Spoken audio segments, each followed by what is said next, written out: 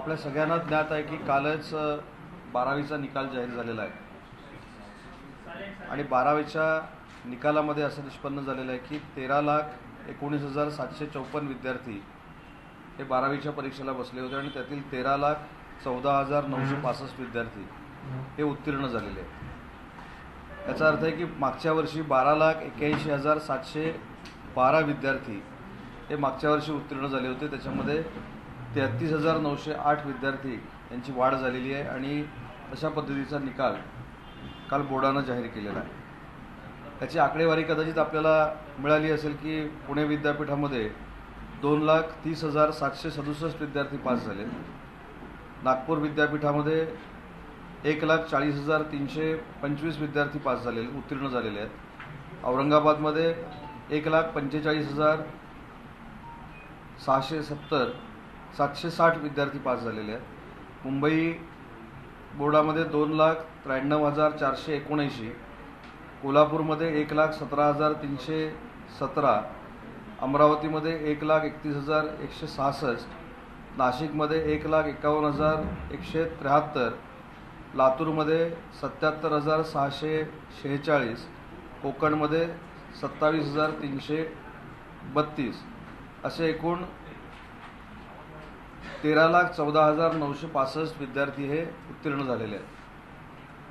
मागेच मी असं सांगितलं होतं की ज्या दिवशी 12वीचा निकाल लागेल त्याच्या पुढच्या 24 तासात आमच्या कुलगुरूंबरोबर बैठका होती आणि प्रोफेशनल कोर्सेसच्या संदर्भामध्ये आणि नॉन प्रोफेशनल कोर्सेसच्या संदर्भामध्ये नक्की CETचं धोरण काय असणार आहे अशा पद्धतीची आमची विभागाची भूमिका आम्ही जाहीर करू. यामध्ये एक महत्त्वाची जी शंका विद्यार्थ्यांची आहे आणि विद्यार्थ्यांच्या पालकांची आहे की 10वी उत्तीर्ण झाल्यानंतर 11वीच्या प्रवेशासाठी जशी CET देण्यात आली तशा पद्धतीची CET ही जे आपले नॉन प्रोफेशनल कोर्स पारंपरिक आपले कोर्सेस जे आहेत आर्ट्स कॉमर्स सायन्सला हे देणार आहात का अशी एक विद्यार्थ्यांची शंका होती. अनेक विद्यार्थ्यांनी निवेदनं दिलेली आहेत की ही CET आपण घेऊ नये कारण 12वीचा निकाल जो लागला आहे त्याच्यानंतर CET आपल्याला जर करायची झाली तर किमान 2 ते 2.5 महिने लागू शकतील अशा पद्धतीची शंका आणि ती होणार आहे की नाही याच्यावर संभ्रम होतं. तर आज मी माझ्या विभागामार्फत कुलगुरूंची जी बैठक घेतली त्याच्यामध्ये स्पष्ट आम्ही निर्णय घेतलेला आहे की 12वीच्या बोर्डाचा निकाल जो लागलेला आहे त्याच्यावरच उद्यापासून ॲडमिशन ह्या आर्ट्स कॉमर्स सायन्स म्हणजे पारंपरिक अभ्यासक्रम जे आहेत त्यांच्या सुरू होतील. आणि दुसरी जी शंका आहे की विद्यार्थ्यांची संख्या जी वाढलेली आहे त्याच्यामध्ये विद्यापीठांना आजच आम्ही सूचना केलेल्या आहेत की आवश्यकतेनुसार जर तुकड्यांची वाढ पाहिजे असेल विद्यार्थ्यांच्या संख्येची वाढ पाहिजे असेल तर तात्काळ 31 तारखेच्या अगोदर आमच्याकडे शासनाकडे प्रस्ताव सादर करावेत. परंतु एकही विद्यार्थी ॲडमिशनपासून वंचित राहणार नाही याची खबरदारी विद्यापीठानं घेतली पाहिजे अशा स्पष्ट सूचना आज आमच्या विभागानं घेतलेल्या कुलगुरूंच्या बैठकीमध्ये देण्यात आलेल्या आहेत. याच्यामध्ये पुन्हा एकदा मला सांगितलं पाहिजे की जी ऑटोनॉमी असलेली कॉलेजेस आहेत त्यांना देखील आम्ही सूचना अशी केलेली आहे की तुम्हाला जर तुमच्या पद्धतीच्या CET ज्या दरवर्षी ते घेतात त्या घ्यायच्या असतील तर उद्याच आम्ही त्यांना आदेश एक निर्गमित करतोय की त्यांचा कालावधी ठरला पाहिजे आणि त्या CETमुळे विद्यार्थ्यांचं नुकसान होणार नाही म्हणजे कालावधी वाढल्यामुळं याची दक्षता देखील ऑटोनॉमी असलेल्या लोकांनी घेतली पाहिजे.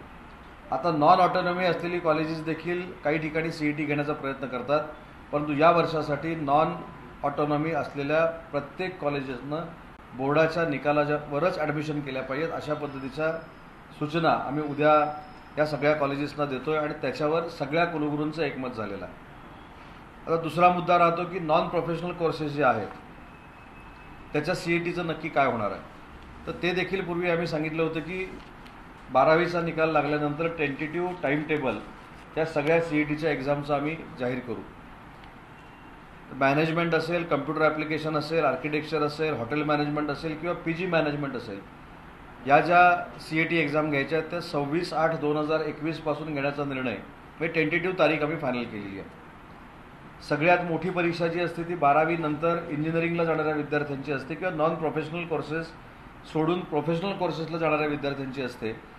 त्याचं पहिलं सत्र असणार आहे 4/9/2021 ते 10/9/2021 आणि दुसरं सत्र असणार आहे 14/9/2021 ते 20/9/2021 या 2 सत्रामध्ये 12वी नंतरच्या CET एक्झाम घेण्याचं आमचं प्लॅनिंग आहे.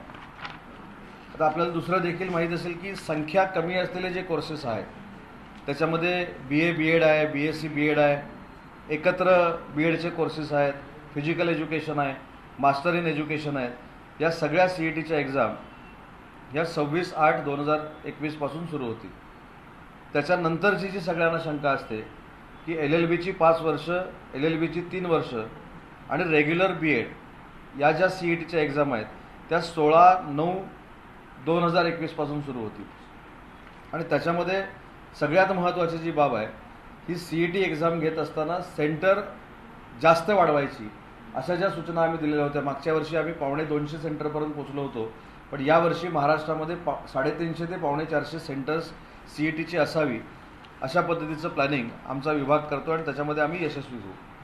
आता ह्या CETच्या एक्झाम होताना आम्ही तारीख आज नक्की जाहीर केलेल्या आहेत, परंतु कोविडची पार्श्वभूमी काय आहे ही देखील माहिती प्रत्येक युनिव्हर्सिटीनं आमच्या संचालकांना दिली पाहिजे अशा पद्धतीचा एक निर्णय आजच्या बैठकीत झाला आहे. आणि सगळ्यात महत्त्वाचा निर्णय झाला आहे की पुढचं अकॅडमिक इयर सुरू करताना जिल्ह्याची कोविडची पार्श्वभूमी बघून किती टक्क्यावर फिजिकली कॉलेजेस सुरू करता येतात याचा निर्णय 8 दिवसामध्ये आम्ही घेणार आहोत. 8 दिवसामध्ये 2 संचालकांना जिल्ह्याच्या सगळ्या जिल्हाधिकाऱ्यांशी बोलण्याच्या सूचना मी दिलेल्या आहेत. त्याच्यानंतर विद्यापीठांशी बोलण्याच्या मी सूचना दिलेल्या आहेत. आणि पुढचं अकॅडमिक इयर जे UGCनं आम्हाला आखून दिलेलं आहे त्या अकॅडमिक इयरला स्टिकअप राहून आमचं सगळं कामकाज सुरू होणार आहे. आणि विद्यार्थ्यांनी आजपर्यंत ज्या ऑनलाईन एक्झाम दिल्या आहेत त्या ऑनलाईन एक्झामचे रिझल्ट येत्या 15-20 दिवसामध्ये, महिन्याभरामध्ये लागतील. पण पुढच्या वर्ष अकॅडमिक इयर हे फिजिकली सुरू व्हावं या सूचना आम्ही आज कुलगुरूंना केलेल्या आहेत. तशा पद्धतीच्या कारवाई देखील त्यांनी करावी अशा सूचना दिलेल्या आहेत. आता ह्या सगळ्या परिस्थितीमध्ये कोकणची परिस्थिती कोविडमध्ये जर वेगळी असेल तर त्याला कॉलेजेस सुरू करायला निकष वेगळे असतील. मुंबईची कोविडची परिस्थिती वेगळी असेल तर त्याला निकष वेगळे असतील. पुण्याची वेगळी असेल तर पुण्याला निकष वेगळे असतील. 13ही विद्यापीठामधले जे जिल्हे आहेत, मला असं वाटतं की विद्यापीठामधल्या जिल्ह्यांना देखील कॉलेजेस सुरू करताना वेगवेगळे निकष हे लावावे लागणार आहेत. आणि त्याच्यासाठी विद्यापीठानं जिल्हाधिकाऱ्यांशी, तिथल्या कमिशनरशी बोलावं, आमच्या दोन्ही संचालकांशी बोलावं. परंतु पुढचं अकॅडमिक इयर आपल्याला कुठच्याही परिस्थितीमध्ये फिजिकली सुरू करण्याचा प्रयत्न आपण करणार आहोत. आणि त्याचबरोबर विद्यार्थ्यांना जर वॅक्सिनेशन मोठ्या पद्धतीनं करता आलं त्याच्यासाठी मग CSR असेल, महाराष्ट्र शासन असेल किंवा विद्यापीठाचा आपत्कालीन निधी असेल, या सगळ्या एकत्र करून जर काही प्रमाणात आम्ही विद्यापीठ स्तरावर वॅक्सिनेशन करू शकलो तर लवकरात लवकर ही कॉलेजेस सुरू होतील आणि तो सुरू करण्याचा आमचा प्रयत्न आहे. तर शुल्क कपातीबाबत आपण निर्णय घेतला होता 15%, त्याचं इम्प्लिमेंटेशन आता यावर्षी लगेच कसं होणार आहे? 15% शुल्क माफीचा निर्णय जो आहे तो शालेय शिक्षण विभागाचा सुप्रीम कोर्टाच्या निर्णयाप्रमाणे कॅबिनेटनं घेतलेला निर्णय आहे. माझ्या विभागाचा निर्णय शुल्क माफीचा हा 3 टप्प्यामध्ये होतो. मी ऑलरेडी आपल्याशी अनेक वेळा बोललो आहे. 2 टप्प्याचा जो आहे तो आम्ही ऑलरेडी कमी केलेली आहे. जी शासकीय इंजिनिअरिंग कॉलेजेस आहेत त्याची फी या वर्षासाठी 16,250 रुपयांना आपण कमी केलेली आहे. विद्यापीठाला संलग्न असलेली अनुदानित आणि विनाअनुदानित जी कॉलेजेस आहेत त्यांची देखील फी कमी करण्याचा आपण निर्णय घेतलेला आहे.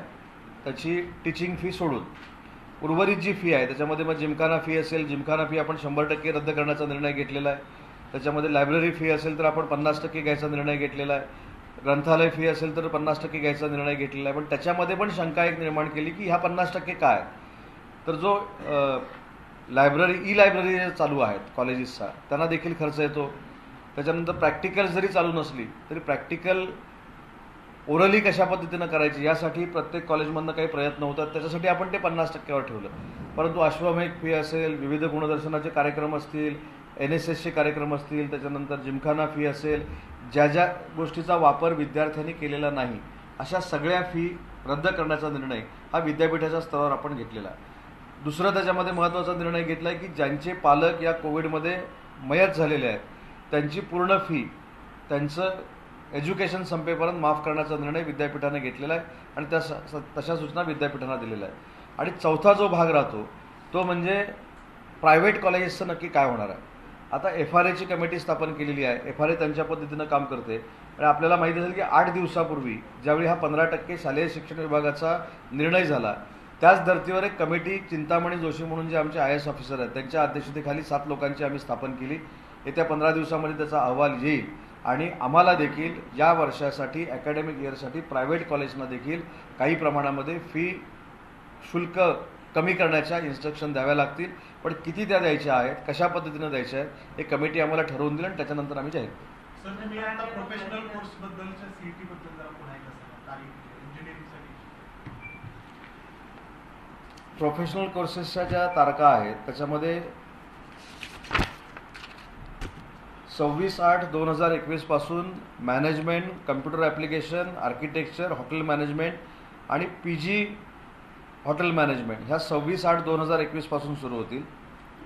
मेन जी आता 12वीची एक्झाम झालेली आहे त्याच्यानंतर ज्या CET करायच्या आहेत त्याचं पहिलं सत्र असेल 4/9/2021 ते 10/9/2021 आणि दुसरं सत्र असेल 14/9/2021 ते 20/9/2021. त्याच्यानंतर BA BEd, BSc BEd, BEd MAd, physical education आणि मास्टर इन एज्युकेशन ह्या ज्या आहेत त्या 26/8 पासून सुरू होतील आणि LLB 5 वर्ष, LLB 3 वर्ष आणि BEd रेग्युलर ह्या 16/9/2021 पासून सुरू होतील. फक्त ह्या तारखा आता आम्ही टेंटेटिव्ह फायनल केलेल्या आहेत, परंतु कदाचित कोविडच्या परिस्थितीमुळे जर पाठीपुढे कराव्या लागतील तर ते उचित वेळी आम्ही CETशी चर्चा करून सांगू.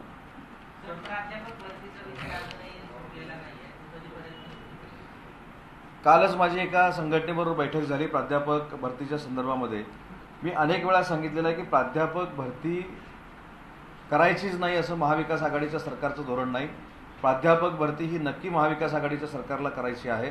परंतु मागच्या वेळी जेव्हा मी पुण्यामध्ये आलो होतो, प्रेस कॉन्फरन्स घेतली होती, ते पुराचा कुठेही लवलेश नव्हता आणि त्याच्यानंतर ज्यावेळी फाईल फायनान्सकडे गेली त्यावेळी फायनान्सनं आम्हाला असं सांगितलं की भरती नक्की करायची आहे, परंतु थोडा कालावधी आपण हे थांबूया.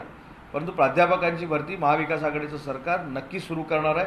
त्याच्यामध्ये जो काही गैरसमज पसरवला जातोय त्या कुठच्याही गैरसमजाला प्राध्यापकांनी म्हणजे जे आता नवीन प्राध्यापक होणार आहेत त्यांनी बळी पडू नये हे माझं आव्हान आहे. सर, कधीपर्यंत आहे? कारण भरपूरदा तुम्ही म्हटलं, आम्ही बातम्या छापल्या त्याच्या, पण नक्की कधी होणार आहे?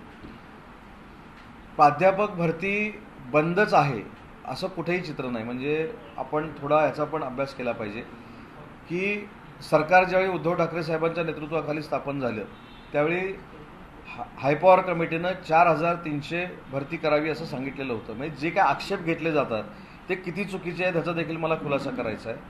छोटा संवर्ग जो मंजूर केला होता मागच्या सरकारनं तो अचानक रद्द केला. त्याच्यानंतर उद्धव ठाकरे साहेबांच्या नेतृत्वाखाली परत तो आम्ही जाहीर केला आणि 4,300 पैकी जवळजवळ 1,600 ते 1,700 प्राध्यापक हे आम्ही 3 ते 4 महिन्यामध्ये भरलेले आहेत.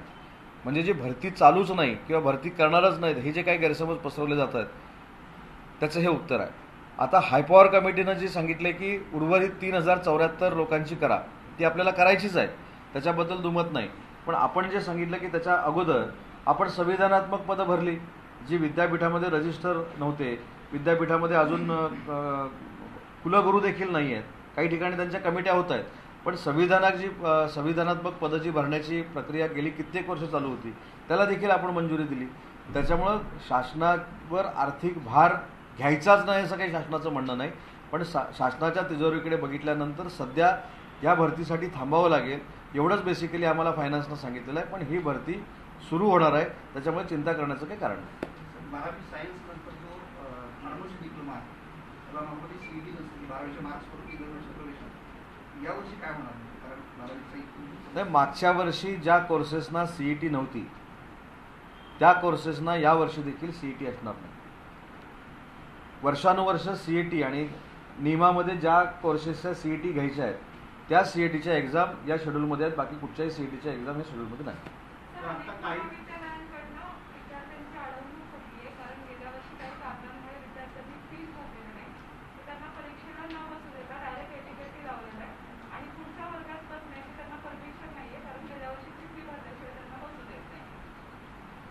मागच्या इथल्याच प्रेस कॉन्फरन्समध्ये मी असं सांगितलं होतं, विद्यार्थ्यांनी तशी लेखी स्वरूपाची तक्रार जर माझ्या विभागाकडे केली, संचालकांकडे केली तर अशा पद्धतीनं अपवादात्मक संस्थाचालक जर वागत असतील तर त्यांच्यावर कारवाई केली जाईल. नाही, मला असं वाटतं की मग एखादं प्रकरण तरी आलं पाहिजे ना. एखादं प्रकरण जर समोर आलं आणि त्याच्यामध्ये जर तथ्य असेल तर आम्ही सुमोटो कारवाई करू. पण जोपर्यंत प्रकरणच येत नाही किंवा प्रकरणाची तक्रार होत नाही तोपर्यंत आपण पुढे जाऊ शकत नाही. मागच्या प्रेस कॉन्फरन्समध्ये देखील मी सांगितलं की कोविडच्या पार्श्वभूमीवर विशेषतः मुख्यमंत्री महोदयांनी कुठच्याही विद्यार्थ्यांना त्रास होऊ नयेत अशा पद्धतीचे निर्णय घेतलेले आहेत. त्यांनी देखील सांगितलेलं आहे की फीच्या बाबतीमध्ये फी भरली पाहिजे याबद्दल दुमत नाही. पण या परिस्थितीमध्ये जर फी भरलेली नसेल आणि त्यांची कुठची तरी संस्था शैक्षणिक नुकसान करणार असेल तर आम्ही ते खपवून घेणार नाही. हे या विभागाचा प्रमुख म्हणून माझं देखील मत आहे. सर, गेल्या वर्षीपर्यंत आर्किटेक्चर परीक्षेसाठी नाटा आणि जेई मेन आर्किटेक्चर विभाग ह्या दोन्ही परीक्षा होत्या. पण आता 4 दिवसांनी निर्णय आला आहे की फक्त नाटाच अनिवार्य राहणार आहे आर्किटेक्चर परीक्षा. आता विद्यार्थ्यांनी याच्या आधी जेईचे सगळ्यांनी भरले आहे. आता नाटा परीक्षा परत द्यायची. मग एका अभ्यासक्रमासाठी विद्यार्थ्यांनी 2 परीक्षा द्यायच्या काय महाराष्ट्रात? काही ठिकाणी विद्यार्थ्यांच्या देखील मागण्या आहेत की जेई बरोबर ही देखील परीक्षा घेतली पाहिजे, ह्या देखील मागण्या आहेत. परंतु ज्यावेळी आता जेई का घ्यायची नाही किंवा नाटाच का द्यायची ह्याच्यामध्ये देखील प्रचंड आपल्याला देखील माहिती आहे 3-4 वर्ष हे सगळं चालू होतं आणि त्याच्यामध्ये तिथल्या संचालकांनी हा निर्णय घेतलेला आहे. पण कालच माझी त्या देखील संचालकांची चर्चा झाली की एखादी परीक्षा ही नव्यानं देऊन जर विद्यार्थ्यांना नाहक त्रास होणार असेल आणि जेईवरच आपल्याला मागच्या वर्षीसारखं चालणार असेल तर त्याचा पूर्ण अभ्यास करावा. पूर्ण अभ्यास करून तो अहवाल माझ्याकडे द्यावा. उद्या किंवा परवा त्या बाबतीत देखील आम्ही योग्य तो निर्णय घेऊ. दोन्हीपैकी कुठली एक एक्झाम चालेल? नाही, दोन्हीपैकी एक नाही. काल जो त्याने निर्णय घेतला आहे की नव्यानं एक्झाम ही दिली पाहिजे त्याच्यावर मी त्यांना असं सांगितलं की त्या संचालकांचं म्हणणं असं आहे की विद्यार्थ्यांकडनं ह्या मागण्या आहेत. विद्यार्थ्यांनी मोठ्या प्रमाणात असं सांगितलेलं आहे. पण मी मुंबईमध्ये नसल्यामुळे मला ती काल खात्री करता आलेली नाही. तर उद्या मी त्यांना सांगितलं या संदर्भातली सगळी कागदपत्रं प्रधान सचिव उच्च व तंत्र शिक्षण आणि मंत्री म्हणून मला राज्यमंत्र्यांनाही दाखवावी. आमची खात्री करून द्यावी की विद्यार्थ्यांची मागणी आहे. नसेल तर पूर्वी पद्धतीनं पॅटर्न आपल्याला राबवता येतो का याचा निर्णय देखील उद्या आम्ही घेणार आहोत.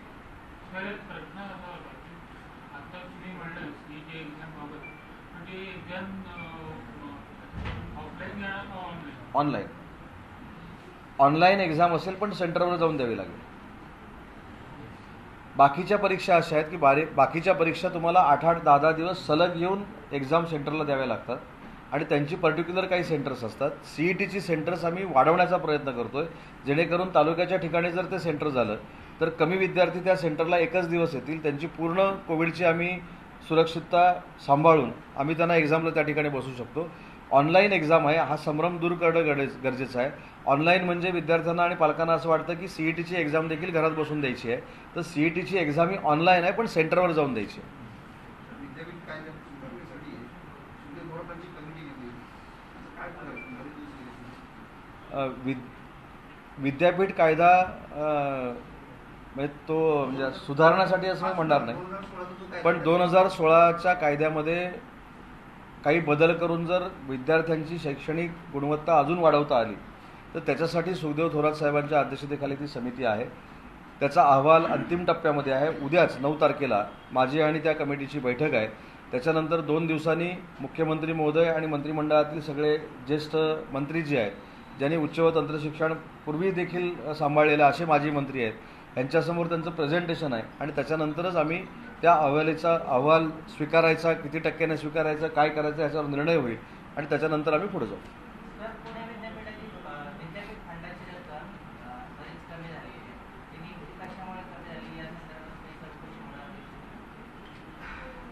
नाही, हा प्रश्न परत मी विचारला तर विद्यापीठामध्ये मी हस्तक्षेप करतो असं होईल. पण मी माहिती घेईन विद्यापीठाची रक्कम कशामुळे कमी झाली, काय झाली ही माहिती मी नक्की घेईन. विद्यापीठा असं म्हणतात की 140 कोटी रुपये सरकारकडून आम्हाला येणार आहे. तुमच्या जनता दरबारमध्ये मागे तो एक मुद्दा आला होता तेव्हा तुम्ही म्हटलं होतं की त्याच्याबाबत कारवाई काल 2-1 महिने झाले. त्याच्याबाबत देखील मी कारवाई केली. कदाचित विद्यापीठानं हे सांगायचं राहिलं असेल. विद्यापीठचे काही अधिकारी गडबडीमध्ये असतात म्हणून त्यांच्याकडनं राहिलं असेल. त्याच्यानंतर मी स्वतः विद्यापीठामध्ये येऊन बैठक घेतली. माझ्याबरोबर उच्च व तंत्रशिक्षण विभागाचे संचालक होते. त्यांनी सांगितलं की 140 कोटीचं बायफर्केशन कधी प्रस्ताव माझ्याकडे आलेले आहेत त्याचे पुरावे द्या. त्याच्यानंतर तिथं जी काय आम्हाला माहिती मिळाली की ते तारीख वेगळी सांगत होते, संचालक तारीख वेगळी सांगत होते, याच्यामध्ये प्रचंड कॉन्ट्रोवर्सी होती. नंतर त्यांना असं सांगितलेलं की पहिलं संचालक आणि तुम्ही एकत्र बसून तुमचे प्रस्ताव कधी आलेत ते फायनल करा. कदाचित कोविडच्यामुळं कदाचित त्यांना म्हणजे सवड मिळाली नसेल माझ्याकडे ते कागदपत्र पाठवायला, पण 140 कोटी त्यांनी बाकी काढली म्हणून शासन देणं आहे याचा म्हणजे थोडं टॅली झालं पाहिजे ना. आणि जे काही शासन पैसे देणार असेल ते आपण देऊ त्यांना, पण ते नक्की प्रोसिजरप्रमाणे प्रस्ताव आला पाहिजे, कुठचे पैसे आहेत, कशा पद्धतीचे राहिले आहेत हे शासनाला कळवणं किंवा सांगणं ही त्यांची जबाबदारी आहे. राज्यात ज्या ठिकाणी भाजप किंवा संघ याच्या संबंधित संघटनांच्या लोकांचा प्रभाव ज्या विद्यापीठांमध्ये आहे त्या विद्यापीठांमध्ये असे सरकार विरुद्ध विद्यापीठ असं काही होत्याजवळ दिसतंय का? मला नाही वाटत की सरकार विरुद्ध विद्यापीठ आहे असं, कारण शेवटी विद्यापीठ ही स्थापन झालेली आहे. तुमच्या बोलण्यातून आता ते ही शासनानं नाही, मी साहेबांना नाही कुठं बोललो. मला विद्यापीठांच्या कुलगुरूंबद्दल प्रचंड आदर आहे, चांगल्या पद्धतीने ते काम करत आहेत. माझं फक्त म्हणणं असं आहे की शासन आणि विद्यापीठ हे एकत्र चाललं पाहिजे, त्या पद्धतीनं आम्ही तो चालवण्याचा प्रयत्न करतो आहे.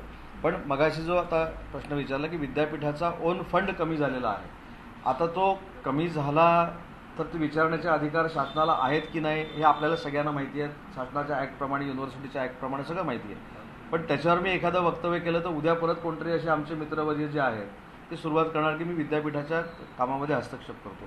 तर माझं त्याच्यामधलं म्हणणं आहे किंवा 140 कोटीच्या वरचं देखील म्हणणं आहे की जर आमचे संचालक सांगत असतील की आमच्याकडे कागदपत्रच आलेली नाही किंवा कागदपत्र सबमिट करायला काय वेळ लागला, ह्या काय प्रशासकीय बाबी आहेत, ह्या काय मंत्र्यांपर्यंत येत नाही, तर त्याची परिपूर्तता विद्यापीठानं करावी. त्याच्यावर देखील नक्की सकारात्मक निर्णय घेऊ ना. तर पुणे विद्यापीठाला एकमेव आपल्या राज्यातलं विद्यापीठ आहे की ज्याला इन्स्टिट्यूट ऑफ एमिनन्सचा दर्जा मिळू शकतो. त्या स्पर्धेत पण आहे UGC मध्ये. जावडेकर इथे केंद्रीय मंत्री होते मनुष्यबळ, त्यांच्याकडून तर म्हणजे फार आम्हाला वाटलं होतं की होईल, झालं नाही. नंतर तुम्ही पण म्हटलं होतं की त्याच्यावर पाठपुरावा करण्यात येईल. त्याला आता ते शेवटच्या टप्प्यात आहे, फक्त एक सही राहिली आहे, ती सही होत नाही. मी अनेक विद्यापीठांचे प्रश्न घेऊन त्याच्यानंतर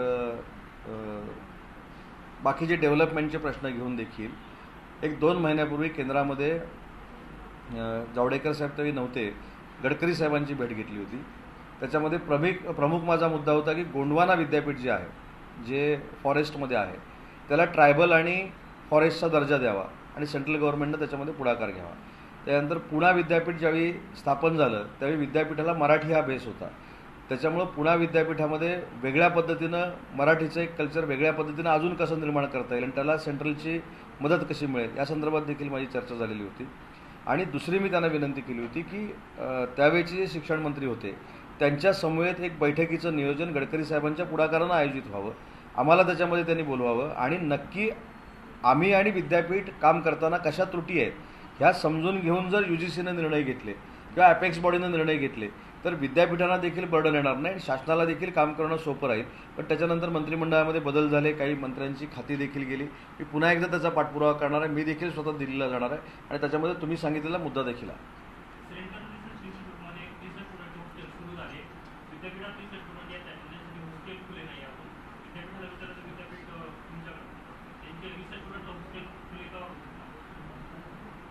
मी त्याचं उत्तर पण मगाशी दिलं आहे की आता अकॅडमिक इयर पुढच्या वर्षीचं सुरू करताना फिजिकली वर्ग कसे सुरू होतील हा आमचा प्रयत्न राहणार आहे.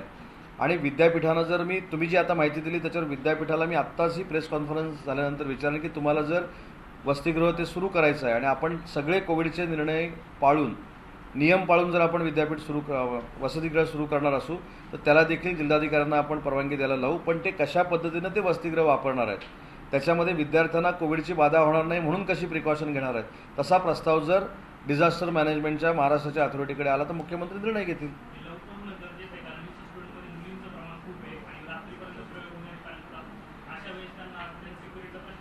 नाही, एक मुद्दा आहे जो आपण याचा उल्लेख केलात की निर्णय डिझास्टर मॅनेजमेंट अथॉरिटी घेते किंवा आम्ही घेतो, ठीक आहे. पण असा एखादा प्रस्ताव तरी विद्यापीठानं पाठवला आहे का की आमच्याकडे मुलींचं वसतिगृह आहे, त्या ठिकाणी ते शिकायला येणार आहेत, त्यांची व्यवस्था करून द्या.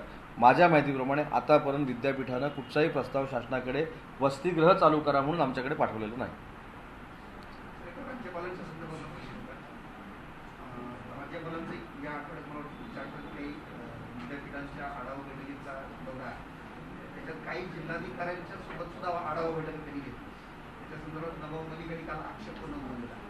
तर तुमचा पूर्वी त्या संदर्भानं त्यांच्याशी संबंध आला होता. तर नेमकं काय वाटतं तुम्हाला? राज्यपालांनी विद्यापीठाचं ठीक आहे पण एकूण महसूल विभागातल्या बैठका घ्याव्यात. राज्यपाल महोदयांना विद्यापीठाचे कुलपती असल्यामुळे विद्यापीठामध्ये जाण्याचा अधिकार आहे. विद्यापीठाच्या कुलगुरूंना मला देखील मंत्री म्हणून आढावा बोलवण्याचा अधिकार आहे. पण मला आठवतं, मी त्यावेळी राजकारणामध्ये नव्हतो, पण PC जनरल साहेब जे महाराष्ट्राचे राज्यपाल होते त्यावेळी असे सांगायचे की ते नियमाच्या बाहेर काही करायचं नाही. म्हणून काल मी देखील त्याचा अभ्यास केला. राज्यपालांनी जिल्हाधिकारी कार्यालयामध्ये जाऊन जिल्हा अधिकाऱ्यांच्या समवेत जिल्ह्याचा आढावा घेणं म्हणजे मला असं वाटतं की त्यांच्या पदाचा तो कमीपणा, कारण ते राज्यपाल आहे. राज्यपाल जिल्हाधिकाऱ्यांना राजभवनावर पण बोलवू शकतात, सह्याद्रीवर पण मिटिंग लावू शकतात, जिल्ह्याच्या ठिकाणी जायचं असेल तर जिल्ह्याच्या ठिकाणी गेस्ट हाऊसमध्ये बोलू शकतात, त्यांच्याशी चर्चा करू शकतात. पण माझ्या राजकीय कारकिर्दीमध्ये राज्यपाल महोदय एखाद्या जिल्ह्यामध्ये जात आहेत आणि जिल्हाधिकारी कार्यालयामध्ये जाऊन विकासात्मक गोष्टीचा आढावा घेत आहे, हे महाराष्ट्रातलं हे पहिलं उदाहरण असेल. आणि म्हणून आजच मी आपल्या माध्यमातून परत वाचलं की त्यांनी त्यांच्या दौऱ्यामध्ये काहीतरी बदल केला. थँक्यू. हां,